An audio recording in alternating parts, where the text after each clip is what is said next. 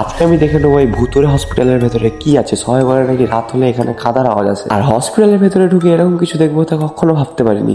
তো কোনো কিছু না ভেবে ঢুকে গেলাম হসপিটালের ভেতরে। মেন গেটে তালা মারা দেখে আমি চলে এলাম জানলা দিয়ে ঢুকতে। আর এই হসপিটালে এত ধুলো, আমার তো হাঁচি ফেলে ফেলে মাথা খারাপ হয়ে গেল। আর রুমগুলোতে এমন অবস্থা হয়েছিল যে হসপিটালটা দেখে বোঝা যাচ্ছে যে অনেক বছর ধরে বন্ধ আছে। হসপিটাল তো না পোকামাকড়ে ঘর লাগছিল। তো কিছুটা যাওয়ার পরে আমার চোখে পড়লো এই জিনিসটা কি, তোমরা যদি জেনে থাকো তো কমেন্ট বক্সে জানিয়ে দিও।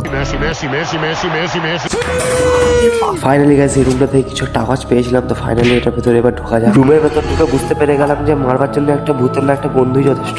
সো ফাইনালি গাইস এত ঘোরাঘুরি করার পর পেয়ে গেলাম একটা কোনো পশুর মাথার হাড্ডি। তোমরা যদি জেনে থাকো তো কমেন্ট বক্সে জানাও এটা কোন পশুর মাথার হাড্ডি।